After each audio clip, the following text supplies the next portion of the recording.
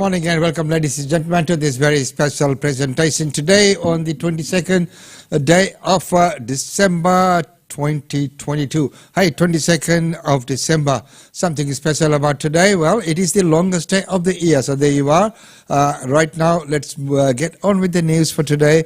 And we also have the Daily India report coming in right after the news as well. First of all, everyone's keeping an eye on that trip of Minister Penny Wong to China. Penny Wong was saying the best outcome is actually just being there. Is there anything else more concrete that we can see coming out of these talks? No, basically the agreement was to continue talking and resume high-level talks between the country's trade and economic ministers. That hasn't happened so far. And of course the Australian government would also be hoping for a resumption in annual leaders' meetings between Australia and China. So this is of course the first Australian ministerial visit to China in more than 3 years. So a real sign, a demonstration of the thawing of the diplomatic relationship. And Penny Wong has been talking, as you mentioned, about stabilising Australia's relationship with its biggest trading partner, acknowledging the fundamental differences between Australia and China, but in her words, navigating those differences more wisely. So in this lengthy meeting, the lengthiest she has had with her Chinese counterpart, Penny Wong says she did raise sensitive issues like human rights and trade blockages. China has slapped $20 billion worth of trade sanctions on Australian goods like beef, barley and wine, really at the height of political tensions back in 2020. And I think there is a sense of optimism growing on the Australian side, at least, that we will start to see a lifting of those trade sanctions. And speaking to reporters after her meeting with Wang Yi, Penny Wong said that she hopes that her meeting, this visit, will be another step towards achieving that outcome. There was a discussion about opportunities for further dialogue to work through how we might do what I think is in the best interests of both countries and consumers in both countries, and certainly in terms of Australian exporters and Chinese consumers, and that is for the trade blockages to be removed. And Jane, the Foreign Minister did also confirm that she had raised the ongoing detention of those two Australians in China. What did she have to say about their cases? Yeah, Australian journalist Chang Lei has been detained in China since 2020. Australian writer Yang Hengjun since 2019, both being held on various espionage charges, which they both vigorously reject. Governments have, of course, been continually pushing for their release. And Penny Wong says these two consular cases have been raised in every senior level engagement, in every conversation she has had with her Chinese counterpart. Now, complicating factors at the moment is, complicating the situation I should say, is the fact that COVID restrictions have meant there have been no consular visits allowed in China since September. So it means that our diplomats in Beijing haven't been able to have any contact with Chang Lei or Yang Hengjun. But Penny Wong, when she was speaking to reporters after her meeting, raised the families of these two Australians. She doesn't often do that in press conferences, which might indicate a sort of a strategy that the Australian government is using to really appeal to China on compassionate grounds to release Chang Lei and Yang Hengjun. We advocate for a range of things in those discussions.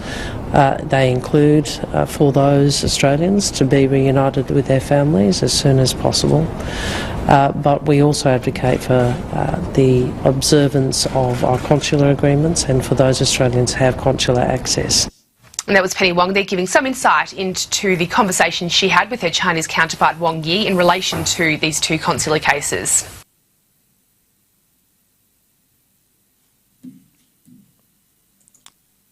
Well, of course, we all knew that those two cases would always be top on the agenda, and there was no escaping that topic, see? So here's from the Minister herself. I've just had the privilege of holding the 6th Australia-China Foreign and Strategic Dialogue, a very constructive meeting with China's State Councillor and the Minister for Foreign Affairs, Wang Yi. It was our third face-to-face meeting since the Albanese government took office. It's our 4th discussion, and given the length of the meeting, it was a very good opportunity to discuss issues in greater depth. The government's made clear that we believe it's in Australia's interest for our relationship with China to be stabilised. We've also made clear we believe it is in China's interest for the relationship to be stabilised. We've continued to express the view that the comprehensive strategic partnership between Australia and China is architecture for dialogue and for engagement which will benefit both countries. We've continued to put the view that we are able to grow our bilateral relationship and uphold our respective national interests if we navigate our differences wisely. And that is the challenge for this generation, is to navigate those differences wisely. I did set out our positions on issues which I know are so important to Australians and are important to the government. Relevant consular matters, trade blockages, human rights, as well as regional security, international security, and the norms and global rules which underpin our prosperity. We have agreed to maintain high-level engagement, and we've agreed to further dialogue in a range of those areas. Of course, I discussed Ms Cheng Lei and Dr Young. We raise that in every senior level engagement that we are able to, and I've raised that in each of the discussions I've had with the State Councillor. And we advocate for a range of things in those discussions. They include for those Australians to be reunited with their families as soon as possible. But we also advocate for the observance of our consular agreements and for those Australians who have consular access. Obviously COVID has presented some problems, but it is the case that Australia does believe that those Australians should be given appropriate consular access, and we'll continue to advocate for that. We had a good discussion about a number of issues, and particularly in the context of trade, there was a discussion about opportunities for further dialogue to work through how we might do what I think is in the best interests of both countries and consumers in both countries, and certainly in terms of Australian exporters and Chinese consumers, and that is for the trade blockages to be removed. So there you go, a pretty tight agenda there with lots on the table, lots to be discussed, and the topic of those two was always going to be there in some form or the other. Well, we'll keep an eye on that and see how it progresses. Well, right now let's go to ICT, where the ICT government announces Board of Inquiry into the trial of Bruce Lehman. The fractured relationship between police and the ACT's chief prosecutor over Mr Lehman's trial was exposed in a letter in which Shane Drumgold called for an inquiry. Today he got his wish. This was a high-profile trial. An independent review into the roles played by the criminal justice agencies involved is the most appropriate response. The trial was abandoned in October after a juror's misconduct and a retrial cancelled because of concern for Ms Higgins' health. Bruce Lehman has maintained his innocence, and there are no findings against him over the allegations he raped Ms Higgins in the office of former Minister Linda Reynolds, where they both worked. This inquiry is not about reviewing the trial, any evidence in the trial or the outcomes of the trial. The inquiry will instead focus on the engagement between the DPP and police in decisions about the case, the conduct of police investigators and the DPP, the support of the Victims of Crime Commissioner for Ms Higgins, and penalties for juror misconduct. The inquiry has been welcomed by most, including Bruce Lehman. Mr Lehman welcomes an inquiry and hopes the terms of reference will extend to examination of all aspects of the matter, including decisions not to prosecute various individuals and the efforts taken by the DPP to ensure a fair trial. I think the nature of having an inquiry like this is to ensure that there is a public scrutiny of the allegations involved. But the government's still on a nationwide hunt for someone to conduct the inquiry. Whoever it is will have to move fast, with a strict deadline of the end of June for a final report. Elizabeth Byrne, ABC News, Canberra.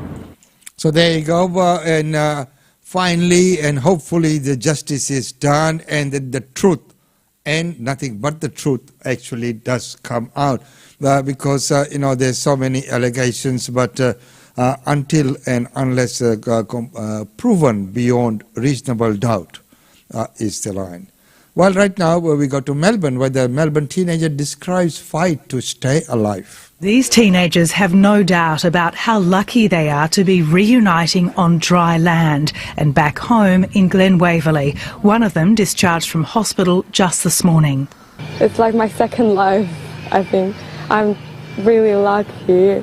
These photos capture the moment the group of friends set out on paddleboards from Rosebud Beach on Monday afternoon. What began as a carefree adventure soon turned into a terrifying ordeal. The sun is going down and it's getting darker and we can't see the beach. After desperately trying to paddle back to shore, the group focused on staying calm and surviving the night. We saw some helicopters and some lights that give us hope. Yeah, so we believe we can survive. They know people are helping them. They give them hope. That's more important than anything else. The teens tied their boards together and drifted for hours in choppy and icy cold water, working hard to keep each other awake and alive. Eventually they washed up on Swan Island, 20 kilometres from where they set off, and took refuge in a small hut. 4 of us was hug each other, like we just, and then to keep it warm. With morning light came their discovery by the island security team and an emotional phone call with Mum. I thought she would say something bad, say, because I didn't go home last night. But she's like, oh, I'm so happy to hear your voice. We were crying and hugging together, so it's very lucky to see my parents again. The group has spent the day resting and recuperating, deeply grateful to those who came to their rescue. I want to thanks to the ambulance and police and the group that trying to searching us and my families. We will appreciate and sorry about that. Susie Rains, ABC. And what a great story there. I can sort of relate to that ordeal. There are some stories that do come to mind, and it is amazing that they survived and are now reunited with the family and everyone. Right now, the other problem we have, and it is an increasing problem, number one, there's cryptocurrency and everything going on around with that. Number two is the online gaming. It's deceptive. It's a trick. You're always behind this illusion that you can possibly end up winning or at least recovering what you've lost. It's a lie. You're lying to yourself. Yeah, it's soul destroying. 42-year-old Blake Barnard has an addiction to gambling. The most I lost over a period, I think I played $60,000 in a week once. Probably more, because that was just on one of the sites. It was probably more like 80 actually. He's blown hundreds of thousands of dollars through online casinos, including $150,000 that belonged to his sick mother. I had some deep moments of depression and thoughts of self-harm, hopelessness.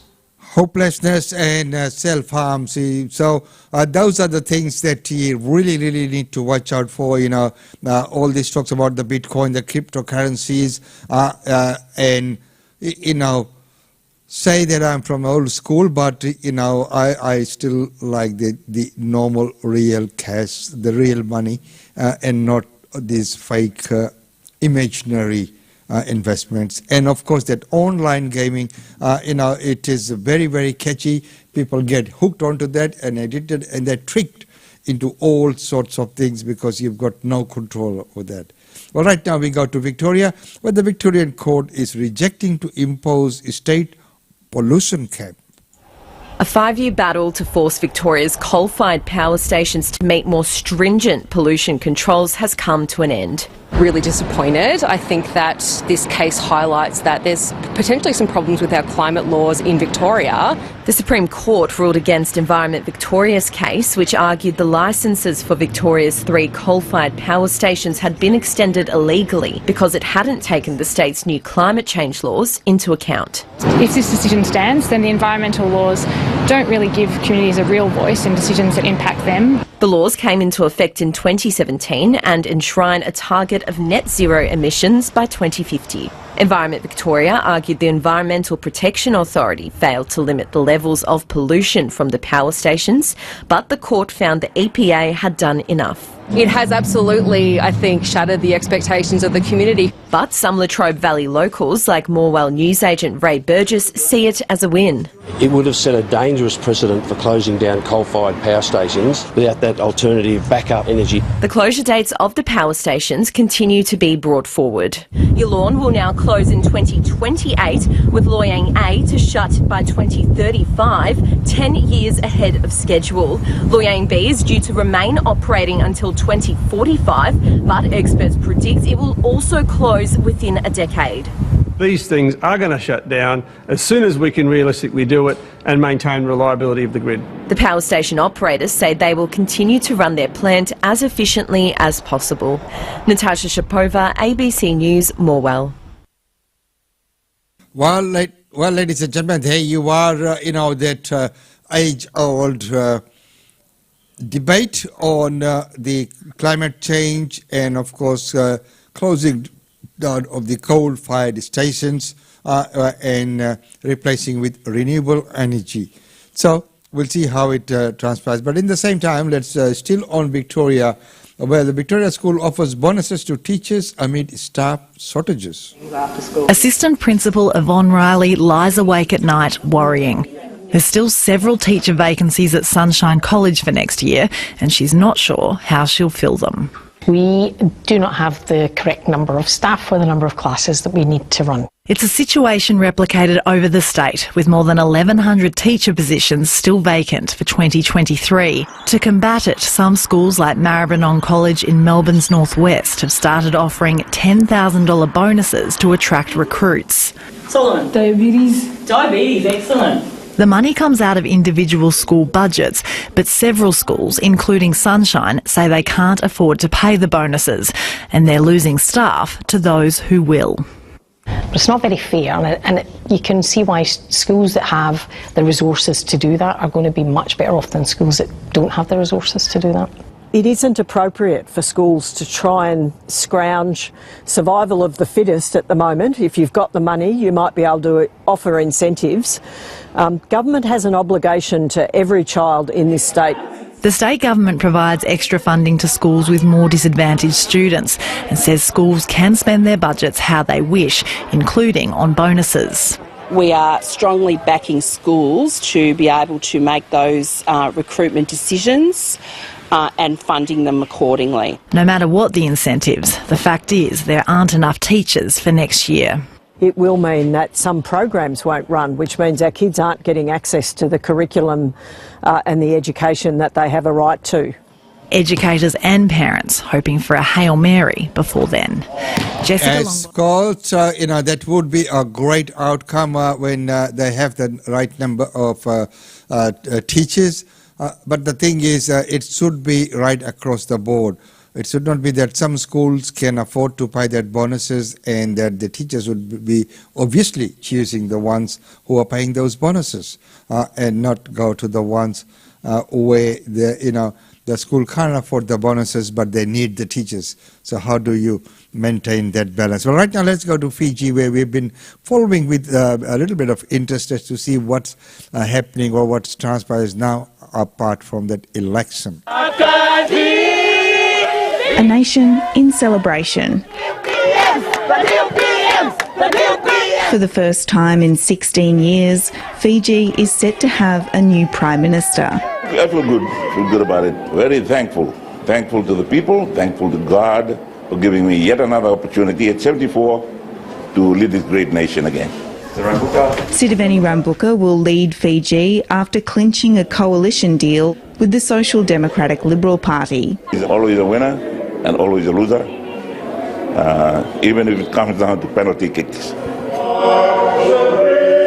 It will be his second term in office, the former coup leader having worked hard to win the trust of voters. Everyone's just so overwhelmed right now and just happy with the election results. So am I.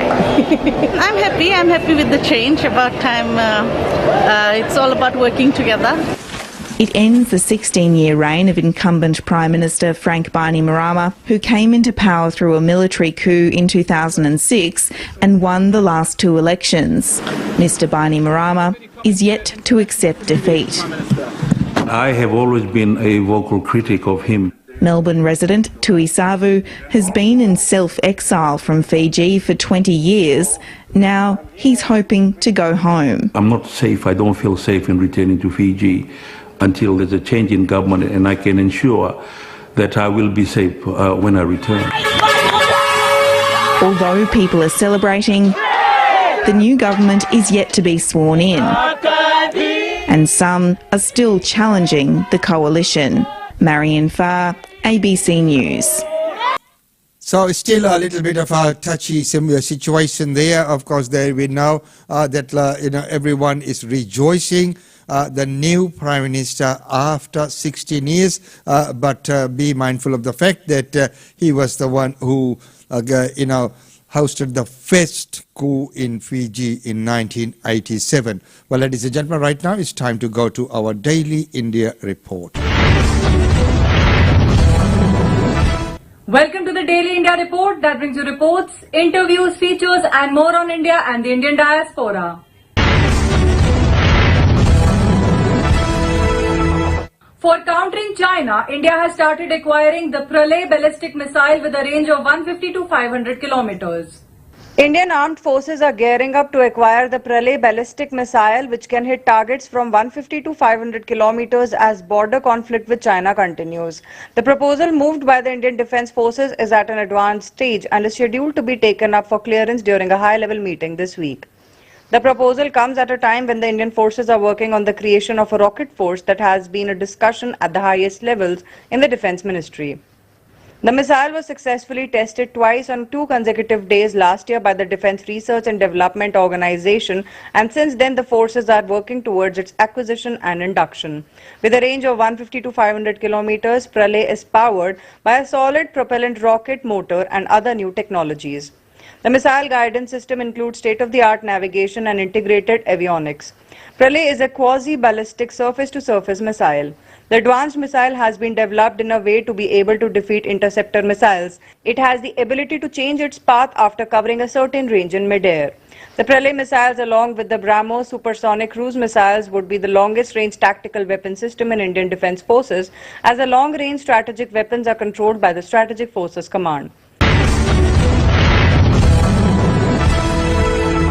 India has restored e-visa facilities for Canadian passport holders. Now Canadian citizens can visit India for tourism, business, medical or conference purposes with this e-visa. India has restored e-visa facilities for Canadian passport holders, the High Commission of India, Ottawa, Canada, said on December 20th. E-visa facility for Canadian passport holders has been restored with effect from 20th December 2022, the Indian High Commission in Ottawa said. Canadian passport holders who wish to visit India for tourism, business, medical or conference purposes may apply for an e-visa. Canadian passport holders seeking to travel to India for any purpose not qualifying for an e-visa may apply for a paper visa. The same process is applicable to laissez-passer travel document holders, the release said. The Indian High Commission said those who have applied for visas through various BLS centres in Canada are advised to wait for the issuance of the same. All such applications will be processed on priority. Those applicants who wish to withdraw their respective visa applications may do so by visiting the website www.bisindiacanada.com and choosing the option for application withdrawal, the release added. Those who have booked appointments to apply for tourist, business, medical or conference visas at BLS centres in Canada and would now like to apply for e-visa instead are requested to vacate or cancel their appointment slot so that the same becomes available to others seeking visa consular services, it further added. The e-visa for India is one of the quickest methods to visit India. The service for India was discontinued due to the COVID-19 pandemic.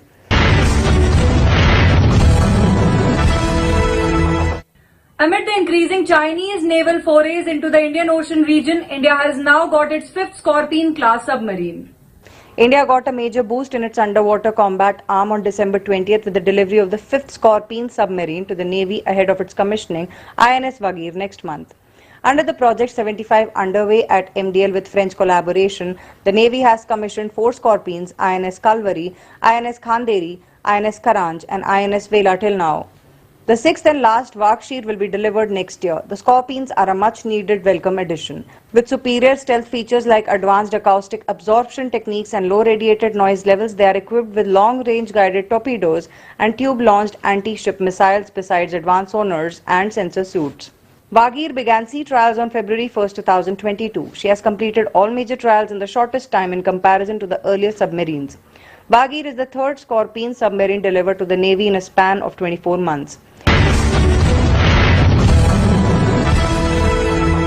India-Bangladesh to negotiate on comprehensive economic partnership agreement as Bangladesh's Commerce Minister set to visit India on December 22nd. Bangladesh's Commerce Minister Tipu Munshi will be visiting India on December 22nd to firm up the roadmap for negotiations on the India-Bangladesh Comprehensive Economic Partnership Agreement. During his 2-day visit starting December 22nd, he is expected to meet with his counterpart Minister of Commerce and Industry Trade Piyush Goyal. The two countries have already finalized a joint feasibility study related to CEPA. The two sides are keen to conclude the CEPA agreement as it is expected to help in boosting trade and investments between the two neighbors and more importantly in enhancing trade in the eastern and northeastern region. In 2021, when Prime Minister Narendra Modi visited Dhaka, the two sides decided to conclude the joint feasibility study related to the agreement fast. Earlier in September, Bangladeshi Prime Minister Sheikh Hasina met her Indian counterpart Narendra Modi in New Delhi and focused on various aspects of bilateral relations as well as the deepening of cooperation in energy, food security, connectivity and more. The two leaders are keen to conclude CEPA as that could double India's exports to neighbouring Bangladesh to over $32 billion.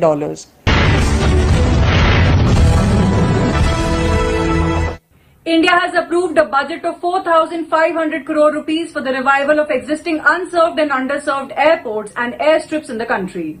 The Indian government is working on reviving and developing 100 unserved and underserved airports, heliports and water aerodromes by 2023. This is part of a target to operationalize 1,000 routes under the Ude Desh Ke Aam Nagrik scheme. Civil Aviation Minister Jyotiraditya Scindia, while replying to a question in the Rajya Sabha, said that the government has approved a budget of 4,500 crore rupees for the revival of existing unserved, underserved airports, airstrips of the state governments, Airports Authority of India, PSUs and civil enclaves. He said the Airports Authority of India has been monitoring the progress for the revival or development of awarded aerodromes. He said the UDAN scheme launched in October 2016 is applicable for a period of 10 years. The minister said UDAN aims to improve the regional connectivity scheme and make air travel affordable to the masses. After 4 rounds of bidding till last month, 453 routes have been commenced, operationalizing 70 airports including 2 water aerodromes and 9 heliports. Scindia said under the UDAN scheme, Tier 2 and Tier 3 cities are provided with air connectivity with affordable airfares. He also said that more than 2 lakh UDAN flights have been operated and over 10 million passengers have availed of the benefit so far.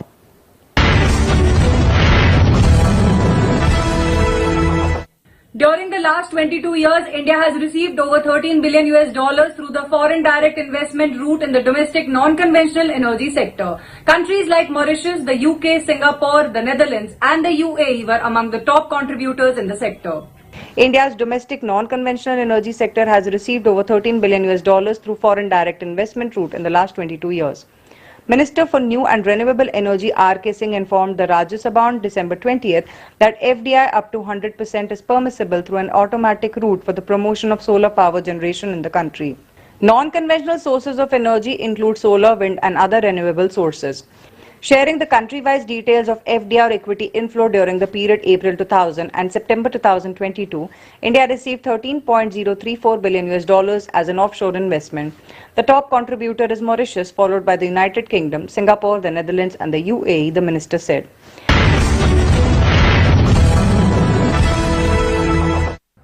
Foxconn India and Paget Electronics have been approved as beneficiaries of the PLI scheme for large-scale electronics manufacturing in the country. An India Empowered Committee headed by Niti Aayog CEO Param Iyer on December 20th approved two beneficiaries, Foxconn India and Paget Electronics, under the Production-Linked Incentive Scheme for Large-Scale Electronics Manufacturing. As per the Niti Aayog, Foxconn Hon High Technology India Mega Development Private Limited is the first global company that has been approved to receive incentives under mobile manufacturing for the period between August 1st, 2021 and March 31st, 2022 based on its incremental investments and sales figures. The incentive amount approved is 357.17 crores. Foxconn India is owned by Hon High Precision Industry Company Limited, which is a part of the Foxconn Group. It is the world's #1 manufacturer or assembler of mobile phones. The proposals for the disbursement of incentives were considered by the Empowered Committee, comprising Niti Aayog CEO Param Iyer, DPIIT Secretary Anurag Jain, NITI Secretary Alkesh Kumar Sharma, and other members of the Empowered Committee. As of September 2022, the PLI scheme for large-scale electronics manufacturing has attracted investments of 4,784 crores and led to a total production of 2,03,952 crores, including exports of 80,769 crores. The scheme has also generated 40,916 jobs. The PLI for the large-scale electronics manufacturing sector has attracted leading global players, including Foxconn, Samsung, Pegatron, Rising Star, and Wistron, while leading domestic companies including Lava, Micromax, United Telelinks, Neolinux, and Paget Electronics have also participated in this scheme. The trailer of Arjun Kapoor and Konkana Sen Sharma's upcoming film Kutte has been released. The film marks the directorial debut of Vishal Bharadwaj's son, Asman Bharadwaj. The much-awaited trailer of the film Kutte was released on December 20th, and it is gripping in every sense. The trailer begins with Arjun Kapoor standing in the midst of the jungle surrounded by Tabbu, Kumud Mishra, Radhika Madan and Shardul Bharadwaj with weapons in their hands. After a countdown, he asks them to get rid of their respective weapons. After mutual agreement, the gang agrees to lose their guns only to collectively point them at Arjun Kapoor, who exclaims, "Sharafat ka zamana hi nahi raha." After the jungle montage, we discover the real game of dog and the bone being played between Arjun Kapoor, Tabbu, Konkana Sen, Kumud Mishra, Radhika Madan and her lover Shardul. All the gangs as well as the cops have their eyes on a van full of cash. Their plans to win bring out the worst in all of them, and it all comes back to the opening scenes of everyone encircling Arjun Kapoor. This time, however, the tables turn, followed by Vishal Bharadwaj's iconic Dhantana playing in the background. The film style is quite reminiscent of Vishal Bharadwaj's Kamine, who is a co-writer and producer of the film. Kutte is his son Asman Bharadwaj's directorial debut. The film, directed by Asman Bharadwaj, features Arjun Kapoor, Tabbu, Nasiruddin Shah, Konkana Sen Sharma, Kumud Mishra, Radhika Madan and Shardul Bharadwaj in pivotal roles. Vishal has also composed the music for the film with lyrics penned by Gulzar. The film will release in theatres on January 13, 2023. That's all for this bulletin of the Daily India Report.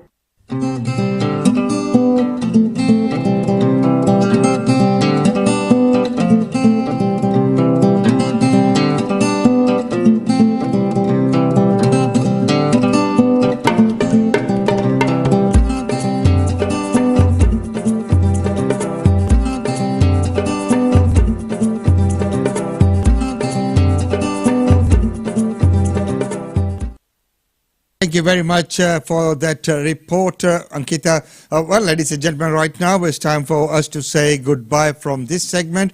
Don't forget that today is a very special day, meaning today is the longest day of the year in this side of the world. Well, it's 22nd December and 22nd June is the shortest day of the year in this part of the world.